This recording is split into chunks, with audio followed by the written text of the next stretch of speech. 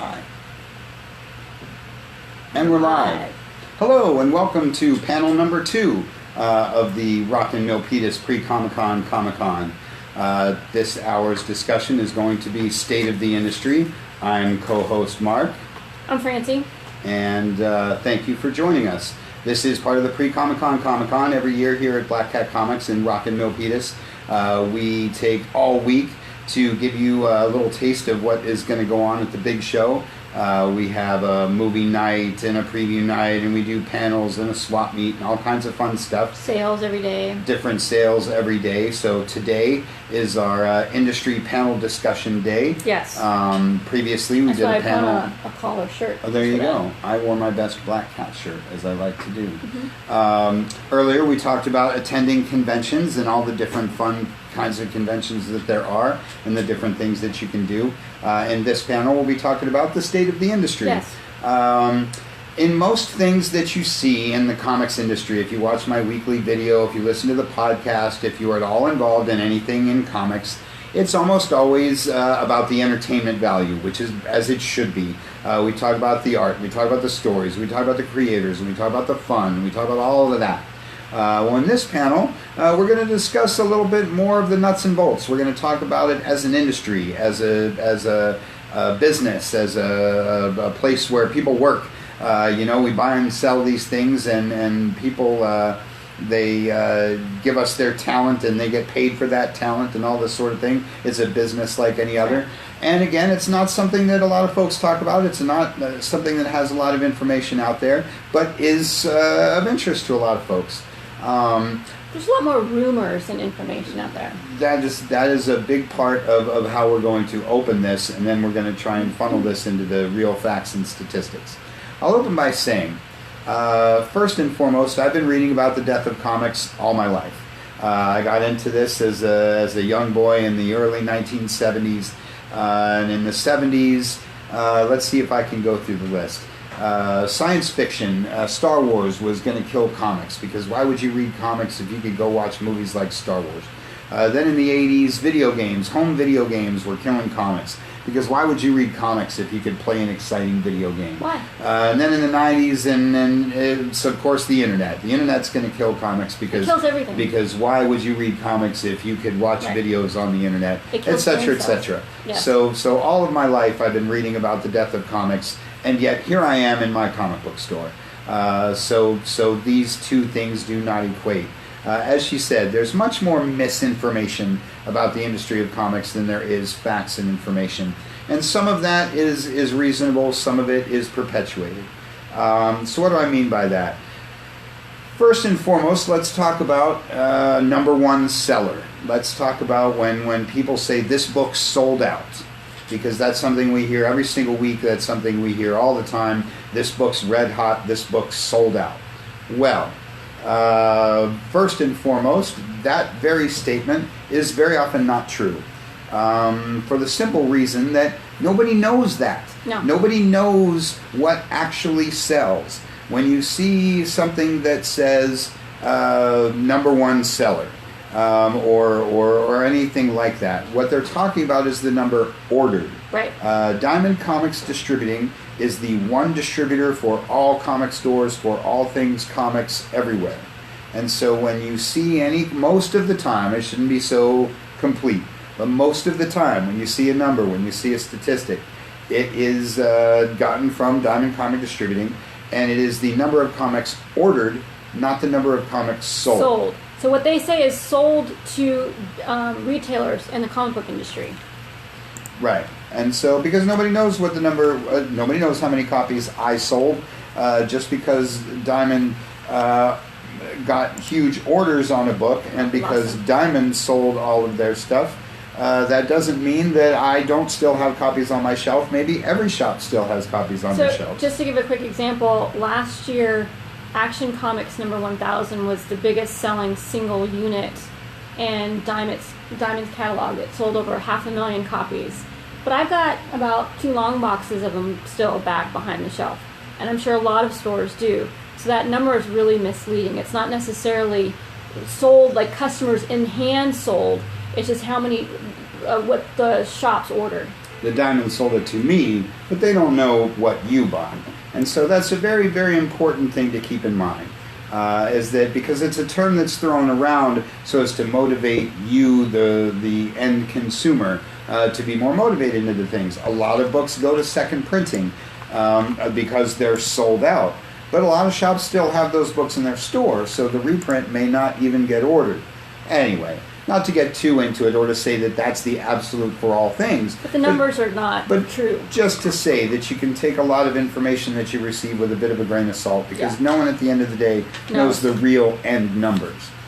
So that's a couple of caveats as we get into this.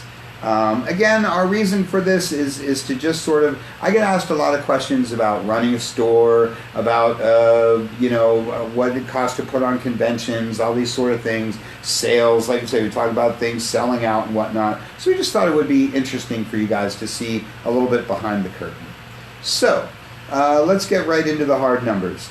And again, we're going to filter some of these numbers. We're going to explain some of what this means. Lots of caveats. And there's going to be lots of caveats because the number might mean something to me that might mean something else to somebody else. So we'll try and give you as much as the complete picture as we can here. Yes. So this is 2019. We're halfway through 2019. Yeah. And so Diamond Comics Distributing and the people who crunch these numbers have put together their numbers for the first half of the year.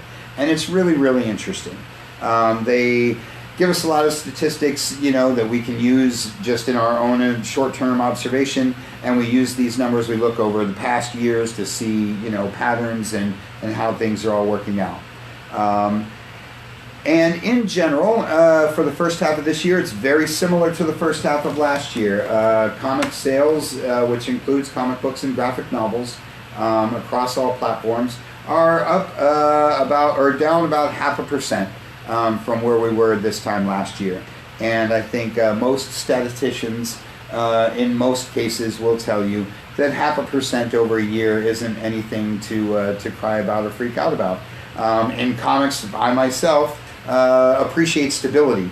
And so, of course, you'd want to see that number maybe be 0.5% up rather than 0.5% down, but I'll take flat. I'll take just as strong as last year. Hey, Mark. Yes. I have a graphic to show that. Do you? Can I? Yes. Let's see your graphic. There it is. It's reverse Bizarro Flash because I have the wrong camera angle, but you get the idea. So the green is total units sold by dollars at the top 300 books from Diamond, and the number of actual units sold, which is actually the truer number, is the one on the bottom. So relatively flat, a little bit obviously down from where it was originally. But you can look over all those years and see that number is pretty standard. There are lots and lots of reasons why the dollar number changes. $4.99 cover and we price. all know that. Because 1 month, let me pick on Deadpool for a second. Sorry, guys. But for a little while there, this month it was $2.99, and next month was $3.99, next month was $7.99. Now we're back to $2.99, but now it's $7.99 again. And that happens in comics a lot. And we go in waves where they put out a bunch of dollar books, and we go in waves where sometimes in the summer you get expensive annuals. Yeah. And so the dollar portion can go all kinds of crazy, go all kinds of roller coaster, and we don't pay too much attention to that. But again, this rather flat line over all of these years is a really good indicator of the comic book industry. If you can't see, it's from 1997 to 2018. So in a good 20-year period, things are very stable in comics. And as a business person, you like stable. Again, you want to see that number going up, but as long as the number's not going down, then everybody's happy. But much like the dollar value, there are also all kinds of little details in there. For example, things ebb and flow, segments of the market rise and fall, product types come and go. For example, this year, young reader books are driving the market. Yeah. The young readers are young reader graphic novels. Scholastic stuff. Are really pushing the industry right now. And as an old guy, I think that's great. Yeah. Because one of the themes that we'll speak of throughout this whole thing is that readers is what drives the market. Readers, getting people to read the issue and read the next issue is what keeps us all here and what keep it all going.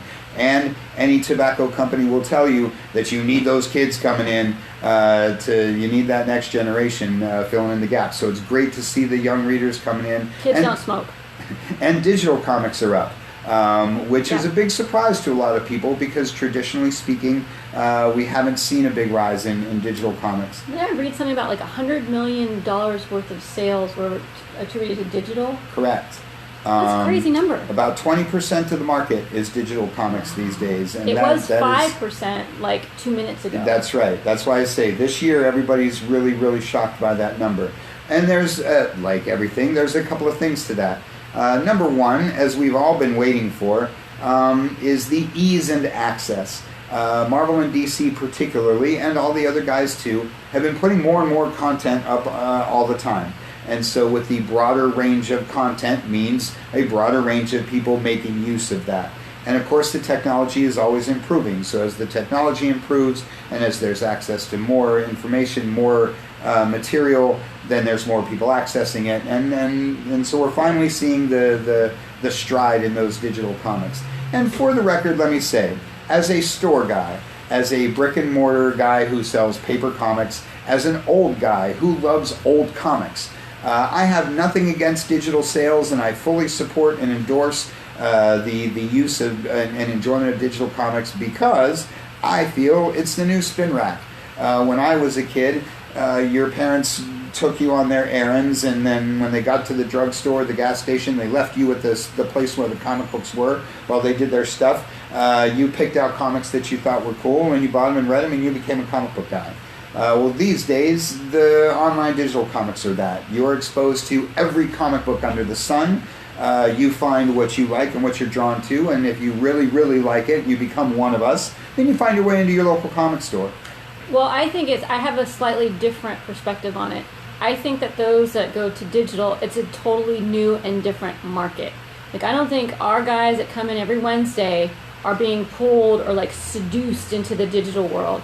I think the digital are for folks who have never come into a comic book store, who've never had a floppy, who are checking out comics for the first time because it's easy and convenient on their phone or iPad. And yeah, maybe they will come in and actually get a physical copy, but like we were saying, a customer of ours, Lance, his sons are millennials and they don't like to have stuff.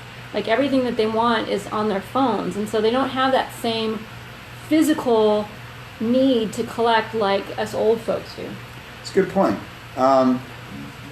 But that also underscores that we don't lose readers to digital sales, is what I'm saying. Mm-hmm. As a comic retailer, right, and as a comic fan, it is assumed that I have a negative attitude toward the development of that, and I don't at all. I can count 1.5 customers that we've lost to digital, and the half is because he came back to us as a paper copy customer. So there you go.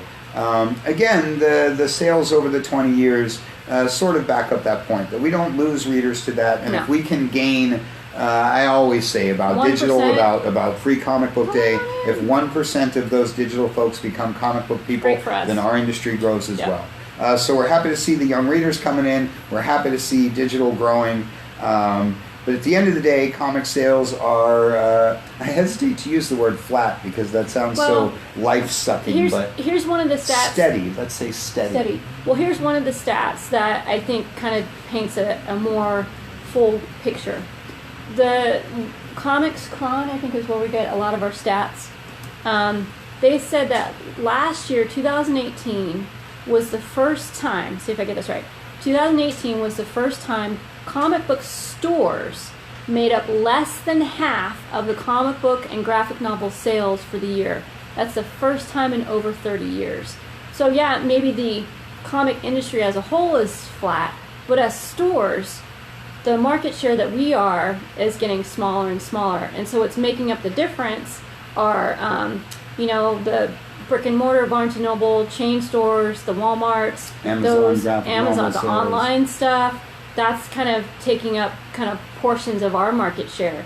And so even though things are flat, unit-wise, some of those distributors or some of those channels are actually eating up some of the market share of us local mom and pop shops.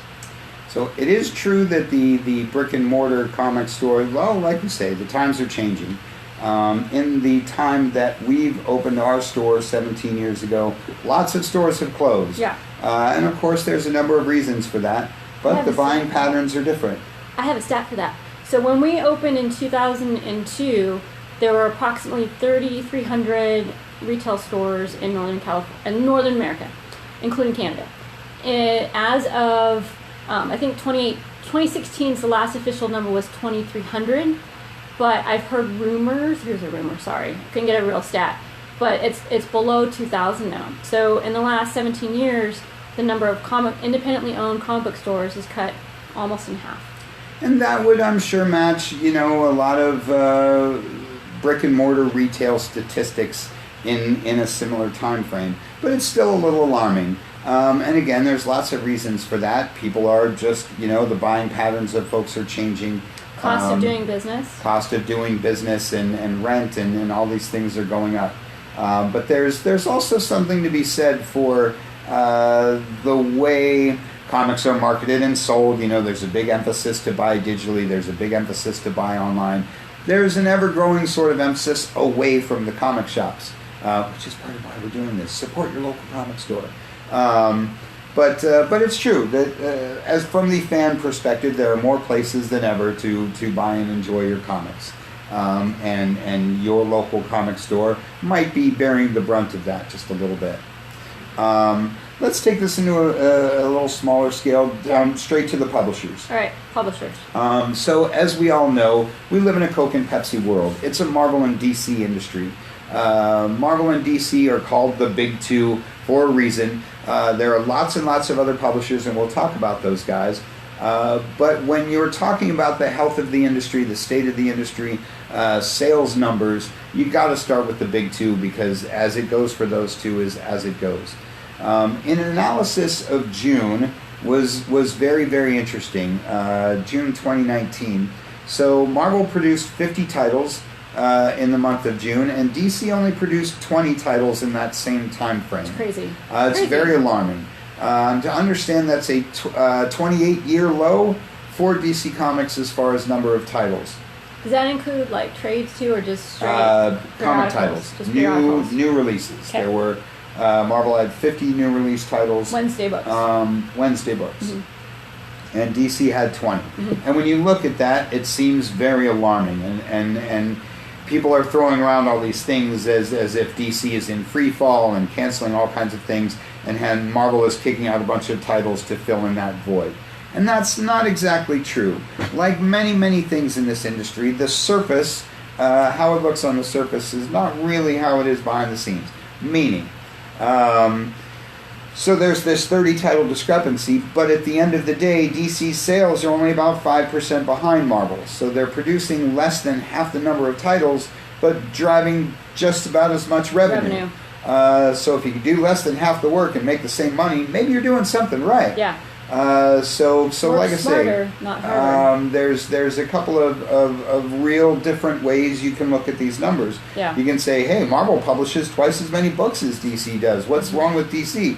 But you can also say, hey, DC makes just as much money doing half the work. Yeah. They're doing something really smart. Quantity doesn't equal quality. And so what drives these things? Well, Marvel has a whole line of True Believers books. A different title, sometimes 2 to 5 a week. And they're only $1. And so while their title counts go way up, the dollar count kind of stays the same.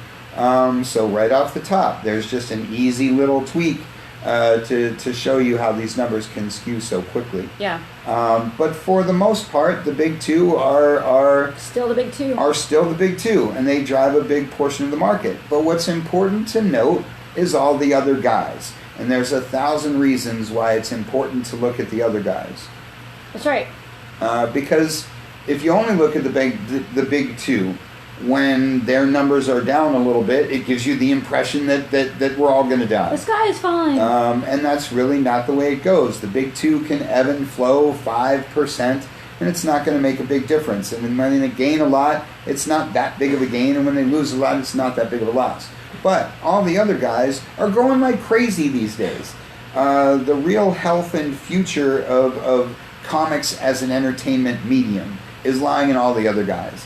And you all know Image Comics and how well they do with, of course, Walking Dead and Saga and a lot of their big hits. They're easily the third of the big two. But all the other guys are growing and staying really strong as well. Add more charts. Sorry, it's backwards. More math. More math. And as I say, this is where the health and the future of the industry is. When you talk about readership and you talk about diversity, that's where the growth is. That's where the most potential for growth is. Dollars. And those guys, again, are really strong and growing. This is Dynamite's 15th year. They're not slowing down. Like I say, Image grows all the time. As I look across that little list, there's Boom Studios has had a really good year. So one of the things I had a question about was, given the rise of the non-2 publishers, like even Aftershock and some of the newer guys that are coming out, Archie's like amazing these days and selling a lot of books. How are the big two maintaining their market share? So I went back 10 years. So I went back to 2009 and looked at those same statistics. So in 2009, Marvel and DC combined made up 77% of all the units sold. And in 2018, it dropped down just a couple percentage points to 74%. So they only in 10 years, they've only lost about 3 percentage points in the market share.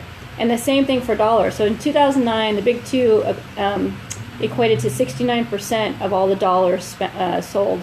And in 2018, it was 68%. So only 1 percentage point difference across a 10-year period. So that to me is very telling. Like you said before, the smaller guys aren't really eating away at Marvel and DC. Maybe what they're doing is adding to the pie, and the pie is getting maybe a little bit bigger. Yep, and like I say, that's the health and the future of the business. It's of course incumbent on everybody to bring in those readers, keep their readership, and all that sort of thing.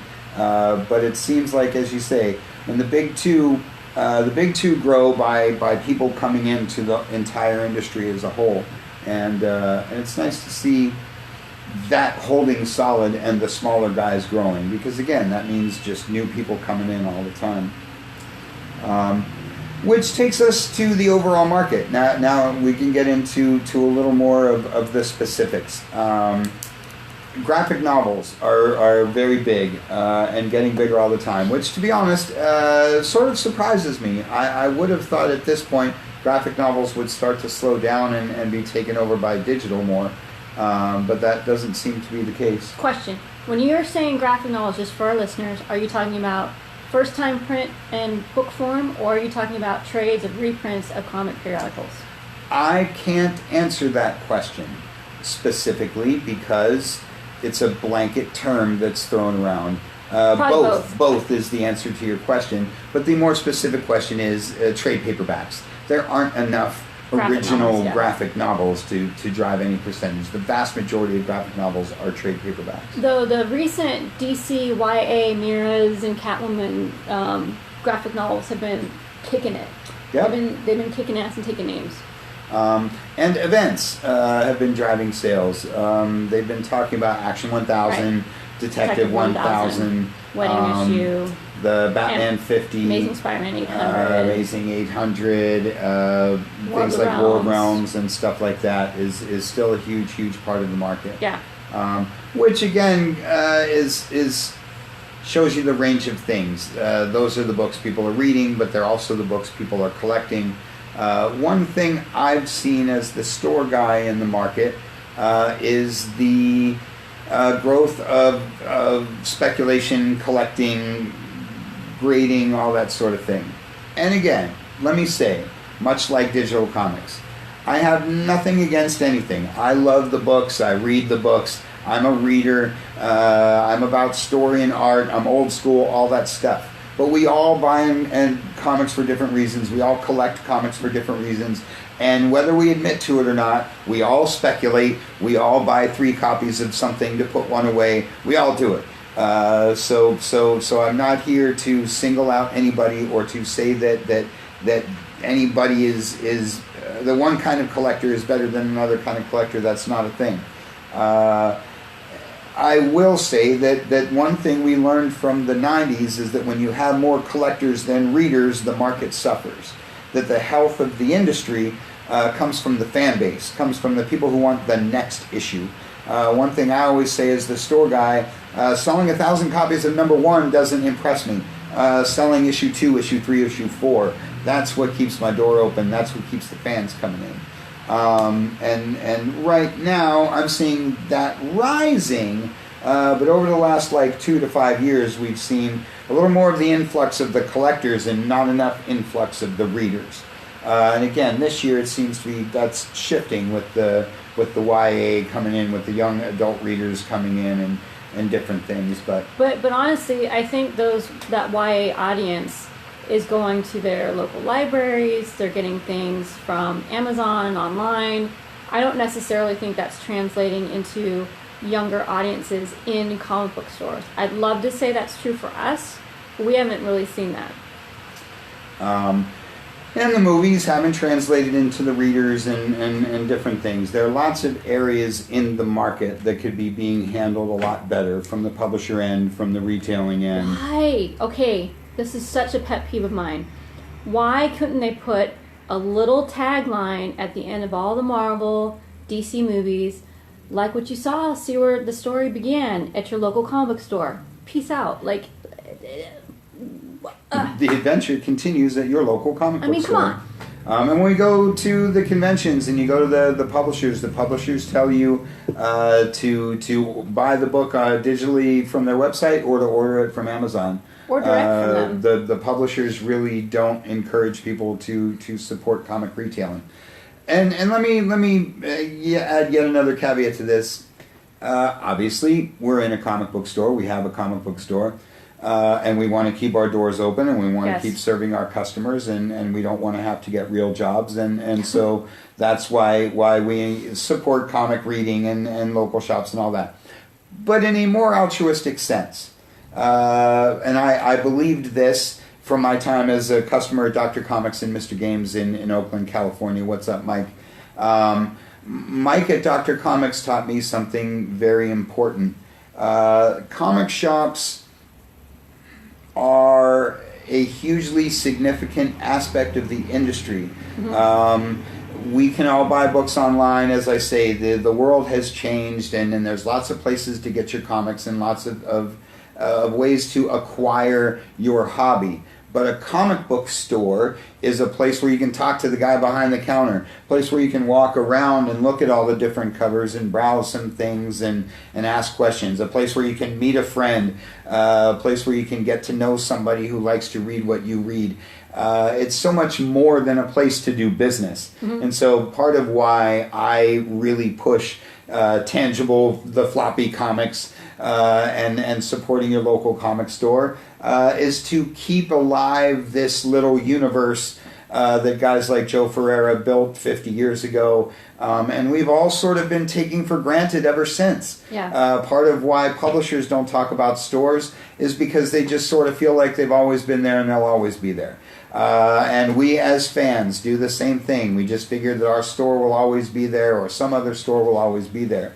And we don't remember what those stores mean to us. And like I say, this isn't even necessarily about my shop, though of course I could go on and on. But it's about all those other shops that I've enjoyed over the years, and the shops I enjoy going to when I travel. One of the first things I do is look for the local comic book store and find out what they do and how they do it. And that's fun, and so we need to kind of keep that going, and we need to keep that alive. Well, like Wednesday night was a good example. So Wednesday night we did our preview night with all of our subscribers, and it was such a joy and a pleasure to see all of our people intermixing, sharing their love of comics with each other, and just to kind of sit back and observe that was really very gratifying, I'd have to say. It's really true. It's fun to see the community, and that's something that the world needs is more community. And so again, when I post a video every week, one thing I say at the beginning of the video is I encourage people to get down to their local comic store. It isn't a commercial for Black Cat Comics. It isn't a commercial for Marvel or DC. It's a commercial for you getting out and finding yourself something fun to read at your local shop, because I try and encourage people to get out to the local store and have some fun. That's what it's all about. And that's a little of what this is about, because like I said at the beginning, it is a business. It's an industry. And we all need to get paid for our work, and we all have bills to pay and all like that. But at the end of the day, it's also a hobby and a passion and a love, and we are all interconnected in this. It is everybody's responsibility to keep the hobby going. Again, as a fan, you sort of take for granted that Marvel will always be there, and you sort of take for granted that your comic shop will always be there. But it's only there if you keep it there. It's only there if you put it there. And so we do things like Pre-Comic-Con Comic-Con to remind people that comics are fun, that shops are fun. Because the number can stay flat. And we can all just keep going right along, and that would be swell. But we want to have fun doing it. Yeah. And you can buy online, and you can do all these things that you can do. But it's just more fun when you have friends to do it with. That's right. And on another aspect of that, aside from supporting your shop, another thing I'll say that's very important: vote with your dollar. One thing that just drives me nuts about this business is that people buy things they don't like. And I've never understood somebody handing me their money and complaining about the thing they're handing me their money for. All the time. If you're tired of whatever that is, don't buy it. If you don't like whatever that is, don't buy it. Because the more people buy those things, the more the publishers keep doing them. If you only buy what you like, they'll keep making more of that. And if you stop buying the stuff you don't like, they'll stop doing that. It really is that simple. And the other thing I like to say is, it's not your responsibility to keep reading the book. It's their responsibility to make you like the book. So like I say, if a book isn't wowing you, drop that book and then ask your local comic book guy for something more fun and interesting, because we have lots of recommendations. Don't be like me and keep reading the book because you have the previous 500 issues. Inertia is a very dangerous thing. It's a very dangerous thing in comics. As we talk about the industry, like I say, vote with your dollar. Make sure that they're producing books you want to read. Make sure you're only paying for the stuff you want to read. And just because everybody buys a book doesn't mean you're going to like it, and just because nobody buys a book doesn't mean you won't like it. There are all kinds of books that I order 2 copies of, but the 2 people that buy that book really enjoy it. And there are all kinds of books that I order 100 copies of that there are quite a few people who wouldn't touch that book. So again, don't buy a book just because the internet tells you to. Don't buy 5 copies of something because somebody told you it's going to be worth something. Buy it because you want to read it. Buy it because you want it in your collection. Buy it because you think it's cool. And that's what keeps this industry going. That's exactly what I was going to say. Exactly. Marvelous. Did you want to talk about some other ways that people can get comics? So one of the questions I get asked all the time is about, Walmart. So DC did an exclusive licensing with Walmart where they produce brand new material exclusive to Walmart. And so some of our core customers came up kind of in a panic and saying, are you guys mad? Does that upset you? Is that going to hurt your sales or anything? And same thing with digital. If we can get people that go to Walmart picking up a comic for the first time, maybe falling in love with it for the first time, and then maybe graduating and coming over to a comic book shop, I'm all for it. I don't like that they did exclusive stuff with Walmart. I think that's kind of unfair, since we've been here around pushing their stuff for longer and longer than Walmart has had comic book stores or comics in their shops. But if it gets more people reading comics, I'm all for it. It'd be nice if they were reprints, though. DC. That's I would totally agree with that. Whatever gets more people looking at comics is more is better. I don't think we've got, as far as I know, I don't think we've gotten any customers from that either. I don't think someone stumbled upon one of those books at Walmart and said, hey, I started reading this thing in Walmart and I wanted to come and get a graphic novel about Batman. I don't think that's happened. No, I think the ones at Walmart are pretty much rated by collectors. That's the other thing. Yeah. They're actually not hitting a new market. They're actually, a lot of our customers went there and bought the comics because that's the only way they can get some of that exclusive Tom King stuff. So I think they're just selling to the same people.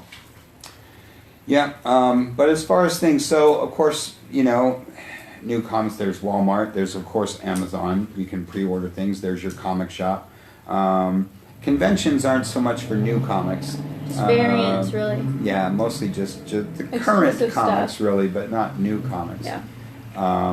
But yeah, your local comic shop and say the big stores, the bookstores, and but not as many as you used to. You don't see them. Only Archie is in the grocery stores. Only Archie is Right. at the drugstores and all that kind of thing. Another aspect that makes Archie a very smart publisher. The other big topic that's pretty current is we get asked about a lot is the demise or potential demise of DC.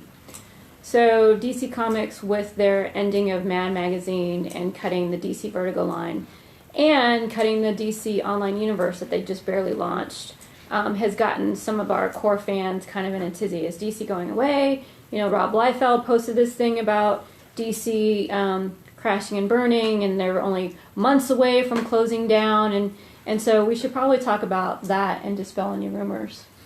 I would obviously I don't work for DC. I don't personally Well, you kind know. of do. People do. Indirectly, we both do. But I just mean I don't have any official inside information. We're not stockholders. But none of that's true. I have had concerns with the Warner Brothers being acquired by AT&T, and I've had concerns because Disney bought Fox. It's all about streaming material Content. right now. It's New all about content. And AT&T did not acquire Warner Brothers for their comic book publishing content. The licenses, sure, everybody wants to own Batman, but I don't know that they care very much about the monthly Batman comic. So those things have been a concern to me.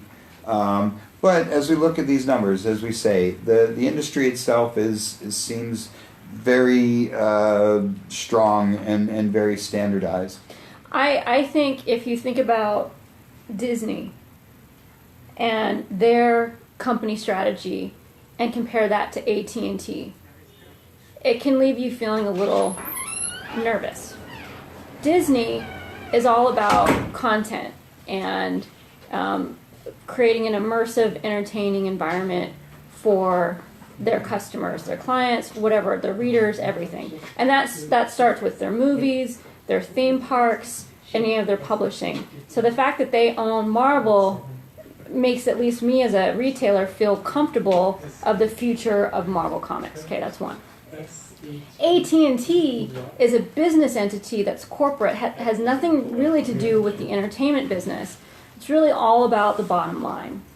And my personal concern, and my retailer, spidey sense is going off, is that if DC Entertainment, the publisher, isn't producing enough to satisfy the corporate, folks at the top, then they might be, threatened. They might have to make some major changes, or maybe even shutting down some more of their print publishing. So I'm a little bit more glass half empty as far as the future of DC goes.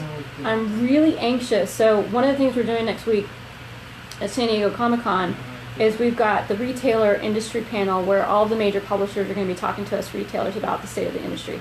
I'm really anxious to hear what DC has planned and how they would answer some of these rumors about what's going on. Because from an outsider perspective, it does look like DC's in trouble. But it'd be interesting to hear, from Dan Didio directly what's going on. That is very interesting. In a bit of a summation of a lot of these things, as I said at the top, I've been reading about the death of comics my whole life.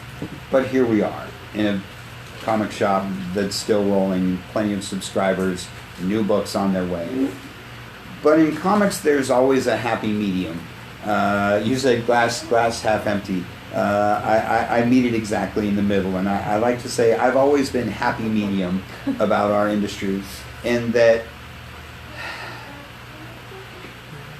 there's always limitless potential, and at the same time we're 5 minutes from the end. Yeah. And so, there's in these sorts of conversations, and in any real conversation about comics, whether it be your local store or the industry or DC Comics, whatever have you, as I say, there's a bit of a mix between, well, if this works out, we'll be here forever. If it doesn't, we won't be here tomorrow. Exactly. Yeah, it's one or the other. And comics is really like that. It's a fragile industry. Yep. And that's why I say it's sort of on all of us.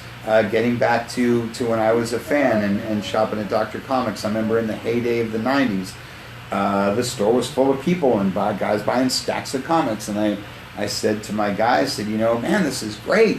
Comics are really booming. And the guy just kind of like gave me a comic book guy sort of sound and said, this isn't anything. And I was like, well, what do you mean? The stacks of comics, lots of people. And he told me, he knew something. He said, none of these people will be here next year. I was so baffled by that, but a year later I totally got it, because the bubble had burst, all the collectors had gone, and I was the only guy left in the shop. And so, as I say, this industry is very successful, but also largely tenuous, and which is why I encourage folks to, again, buy what you like to read, support the comics that you like, support the shops that you like anything else. If you enjoy it, keep doing it, because that's the only way it's going to stay around. And if you don't keep doing it, it isn't going to stay around. Like I say, there's no reason to think that the earth is going to swallow it all up tomorrow. But if we all don't do our part, then like I say, things can become pretty tenuous pretty quickly. And it's hard to compete with everybody's time and dollars. So back when comics were selling, 5 million copies per title, there wasn't a lot of other things to compete for people's time. It was radio, it was the talkies, and it was comics, and that was kind of it. And so when we were just reading the comments, so nowadays everyone's got limitless entertainment in their pocket, right? And so they've got their chats and their Twitters and their Facebooks and their YouTube videos and all kinds of things just at the touch of their fingers. And so a lot of people, I think, want that instant gratification. They're not really even aware of comics even being made anymore. They are basically just going for that quick fix. And so one of the things too that I find interesting is we're kind of a dying breed in that we have the patience to wait for the next issue the next month, the next issue the next month. Thinking about how TV has even changed in the last couple years. We were talking about this before we got on air. Streaming now, you can watch a whole season of something, Stranger Things, whatever, on Netflix in a weekend. The whole thing, start to finish. For us in the comic book industry, you read one chapter and then you have to wait a whole month to read another chapter, and sometimes 2 months. 3 months. 3 months, right? And by then, you've had so many things in your head competing for your time and energy that you don't really remember what you read, especially if you're getting older. You don't really remember what you read that previous month. So what I tend to do is I stack up 2 to 3 to 4 issues at a time and then read them sequentially, just so I can get a clearer and cleaner story, and so I can see the storyline kind of develop a little bit more. So I think the viewing habits have changed, reading habits have changed, demands for our time and attention has changed, and I think that's absolutely affecting the market. Sure. And it's up to the publishers to grow and change in those ways. It's up to us store guys to grow and change and adapt in those ways.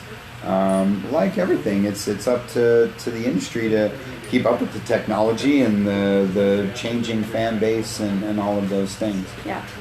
Because you're right, you can't. Guys like me have driven this thing for 50 to 80 years, but that's not the case anymore. Yeah. And so, like I say, we have to move and change and grow as the market moves and changes and grows. That's right. To keep that number Yep. instead of flat, moving in another direction. Yep. What was really nice and what was really encouraging last night was for our movie night. We were showing Captain Marvel, and a good chunk of the folks that came were little kids that were really excited about it. And I just loved the heck out of that. I thought that was awesome. And that's how I'd like to wrap this up, because as I say, there's a little bit of doom and gloom, there's a little bit of sunshine, optimism, but at the end of the day, what does the future of comics really look like? And I personally think the future of comics looks really bright. We've gone into this business in 2002, I thought we had 5 years. I thought the whole industry had 5 years, because digital and all these things that we've been talking about were growing and becoming a thing. But I loved comics and I loved comic stores, so I wanted to live my dream for as long as I could. I thought if we could do it 5 years, that would be great. Next month we will have been here 17. So despite all the doom and gloom that people talk about, despite, as we say, stores have closed, I could name a dozen publishers that have come and gone in the time that we've been in business. But comics keeps on going. And we talk about digital, we talk about all these things, but print comics still keep on going. And so I think at least in a pretty long short term, we will all still keep enjoying our paper comics, keep enjoying our graphic novels and trade paperbacks. We'll still be meeting on Wednesdays and on weekends here at our local comic shop. Why do I say that besides the optimism? First and foremost, as I said earlier, I see more and more kids in my store all the time. I see more and more kids at conventions all the time. I see more and more diversity in my shop and at conventions all the time. And in the content. And in the content. We talked about in the last panel, when she and I started going to Comic-Con, 90% of the people at the show looked like me, 1% of the show looked like her, and the other 9% were dressed like Klingons. And today that is very, very, very different. And the readership reflects that too. The content in comics reflects that. And so as we get more kids and more kinds of different people coming in and all that, then the industry only grows. Second, I think this is hugely important. And again, I'm speaking a little out of turn, but in my theory, Chip Sobolski is the new editor-in-chief over at Marvel Comics, and he seems to be making a real effort to drive readership, to bring back the fans, to bring back the name creators, to create big name creators, to make people excited about the content again. We all love buying the covers and we all love all the things that we love. But he understands something I've said for a long time, that Jim Shooter back in the 70s understood the best comic book business model. We all read Uncanny X-Men. There was one X-Men book and we all read it. And I think Sobolski is getting back to that, getting back to what's in the pages. DC has been doing that for quite a while, to their credit. I think they don't get enough credit for the quality of content that they've been producing for the last few years. Since the beginning of Rebirth, across the board, their books are selling well. People are liking what they read. The content these days is really solid. And again, that goes across the publishers. As you're watching this, whatever your favorite book is right now, it's really darn good. Yeah. And you know what? Your next 5 favorites are probably pretty darn good too. And so I honestly believe that as long as the content is there, and as long as we can make people excited about the content, then the industry will at least maintain this flat line for another 10, maybe 20 years. I'm very optimistic about that. And I, for my part, will be here selling them and reading them and loving them until, I don't know, either I die or someone runs me out of here with a pitchfork. One of those two. Anyone at home have any questions before we wrap this up? Do you have any lingering questions about the comic book industry or running a shop or anything at all before we let you go? I guess we've completely satisfied everyone's curiosity about the industry. Well, thank you for watching. We hope this was insightful. We hope this was interesting. Once again, we'll say that next week we're headed off to San Diego Comic-Con for the big show, so Keep up with the Facebook page for all the posts and pictures and videos. We try and keep you guys as informed and as involved as possible. So follow us through the adventure, and make sure you're back in the shop the following week so you can check out all the convention exclusives and vintage comics and news about the industry that we bring back with us, because that's what we love to do. Yep. So this wraps up industry panel discussion day of Black Cat Comics here in Rockin Milpitas. We're open for a couple more hours. Today's our independent comic sale. Everything not Marvel or DC is 25% off.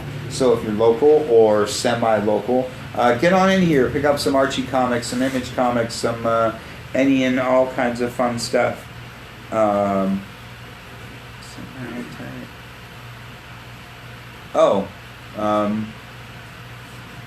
exactly sure what to do with that. Yeah, we've got some questions that we'll try to answer offline. There you go. Thanks for watching. Thanks for watching. And again, make it in for the indie sale tonight if you can. Make it out to the swap meet tomorrow. That's the last big event of the Pre-Comic-Con Comic-Con. Hope you've had as much fun as we had. Thanks for watching. Bye.